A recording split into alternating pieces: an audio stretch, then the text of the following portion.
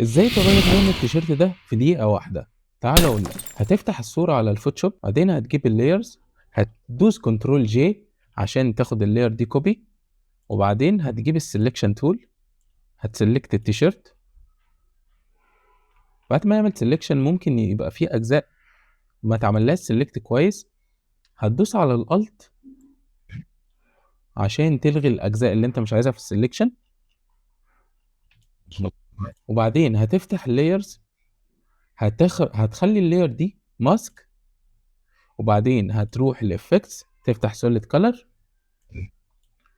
تعمل اي لون، وتدوس على الالت وكليك عشان تعمله كليبنج ماسك، وبعدين هتروح على اللاير مود، هتخليه مالتيبلاي، وهتاخد اللاير بتاعت التيشيرت تاني فوق وتغير اللاير مود بتاعتها، هتخليها مالتيبلاي برضو عشان خاطر يضيف التكستشر بتاع التيشيرت زي ما انت شايف. تمام. تبدأ تغير لون التيشيرت لأي لون انت عايزه. وبس كده يا صديقي، طول ما انا معاك مفيش حاجة صعبة عليك. ما تنساش لايك وفولو.